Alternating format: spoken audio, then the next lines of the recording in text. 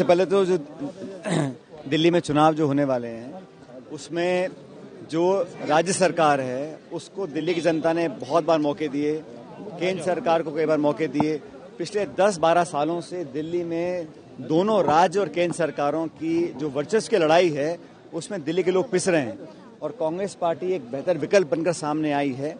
हम लोगों ने जनता को कुछ गारंटीज दी हैं और जब कांग्रेस सरकार थी शीला दीक्षित जी की तो विकास जो हुआ था दिल्ली में जनता उसको याद कर रही है और मुझे लगता है कि आपस की वर्चस्व की लड़ाई में अपने आप को बड़ा साबित करने में शीश महल और राजमहल में कितना रुपया खर्च हुआ, इन चर्चाओं से हटकर कांग्रेस ने एक बेहतर ब्लूप्रिंट जनता के सामने प्रस्तुत किया है।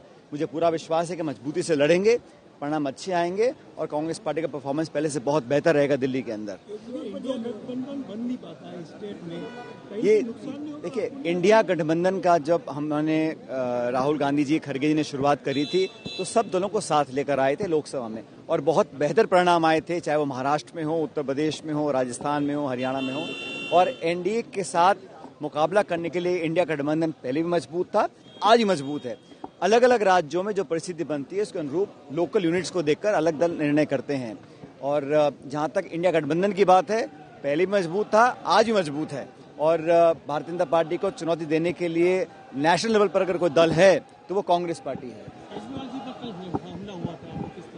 नहीं, मुझे लगता है कि हिंसा की कोई जगह राजनीति में नहीं होनी चाहिए, लेकिन जो जनता जवाब मांग रही है, जिन लोगों को सत्ता दी थी दिल्ली में, केंद्र में और राज्य में, दोनों भाजपा और आम आदमी पार्टी सिर्फ आपस में तू तड़ाक और आरोप प्रत्यारोप में फंस गई है और मुझे लगता है कि दिल्ली के लोगों को उसका खामियाजा उठाना पड़ रहा है। लोग बेहतर विकल्प चाहते हैं और अच्छा ऑप्शन कांग्रेस पार्टी बनकर सामने आएगी। ट्रंप के हाथ में सत्ता जारी है, भारत का फायदा और नुकसान देखा जाता है, उससे आप क्या सोचते हैं? मुझे लगता है कि दोनों मुल्कों में सत्ता किसी के पास भी हो, लेकिन दोनों सबसे बड़ा लोकतंत्र, सबसे पुराना लोकतंत्र है और दोनों देशों के जो द्विपक्षीय संबंध हैं वो अटूट हैं, बहुत मजबूत रहेंगे और जो भी नया राष्ट्रपति बनता है जनता की चॉइस से बनता है। तो मैं तो उनको शुभकामना देता हूं और उम्मीद करता हूं कि भारत अमेरिका के जो संबंध थे वो पहले से और बेहतर हों, आर्थिक रूप से, सामाजिक रूप से दोनों देश और करीब आएँ।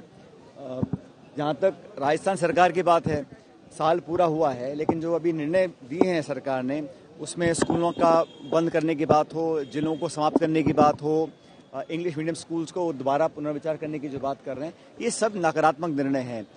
अफसरशाही बहुत हावी है, राज्य सरकार में इतने सारे पावर सेंटर बन चुके हैं कि जो सत्ता दल के विधायक मंत्री हैं वो भी दर दर भटक रहे हैं। तबादलों पर जो नया जो विवाद पैदा हुआ है उस पर भी सरकार को स्पष्टीकरण करना चाहिए। आने वाला सत्र चालू होगा 31 तारीख को और हम सब लोग सरकार की जवाबदेही तय करेंगे, उनको मजबूर करेंगे कि वो जनता के हित में काम करें और 1 साल का जो कार्यकाल रहा उसे देखकर बहुत ज़्यादा उम्मीद मैं नहीं समझता जनता को है, लेकिन कांग्रेस अपना जो एक विपक्ष की भूमिका है वो मजबूती से निभाएगी। हम सदन के पटन पर, सदन के बाहर लगातार जवाब पूछते रहेंगे और जवाबदेही तय करते रहेंगे। सत्र आने वाला है, बजट भी आएगा, आपको लगता है सकारात्मक रूप से? हम तो पिछले बजट पे जो घोषणाएं की थी, 4 लाख रोजगार की बात की थी, अभी जो एमओयू साइन किए हैं 35 लाख करोड़ के साइन किए हैं, उनमें से कितने कारगर होंगे, तो पारदर्शिता के साथ सरकार को अपनी बात रखनी चाहिए। हम तो चाहेंगे चर्चा हो, लेकिन सदन को चलाने की जिम्मेदारी सरकार की होती है। हर मुद्दे पर चर्चा हो और कई बार जैसे मैंने देखा है पार्लियामेंट के अंदर, लोकसभा के अंदर हाउस एडजर्न कर सरकार अपने जवाब देने से बच जाती है और हम लोग जवाब मांगते हैं। तो सार्थक चर्चा हो, संवाद हो, पूरा देश प्रदेश देखे कि सत्ता पक्ष विपक्ष किस प्रकार का आचरण रखते हैं। हम तो हमेशा सदन चलाने के पक्ष में रहे हैं।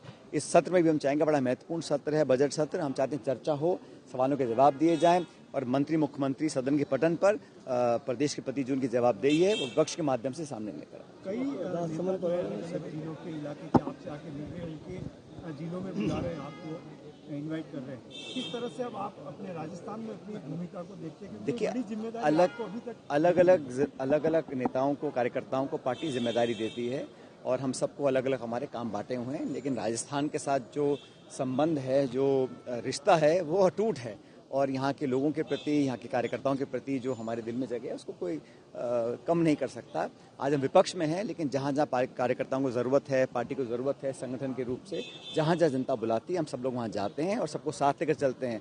और कांग्रेस पार्टी विपक्ष में है, लेकिन हम सबकी जो मजबूती, हमारी एकजुटता है, और हम सब कार्यकर्ता नेता एक परिवार के रूप में काम कर रहे हैं, हमारी सबसे बड़ी ताकत है। लेकिन एक बड़ी जिम्मेदारी आपको मिले, सबकी यही इच्छा है। मेरे को तो जिम्मेदारी दे रखी छत्तीसगढ़ की, वो मेरा राज्य है, मैं जिम्मेदार हूँ। लेकिन राजस्थान के अंदर यहाँ से मैं चुनकर गया हूँ, यहाँ पर बहुत काम करने का मौका मिला है, सत्ता में भी विपक्ष में भी।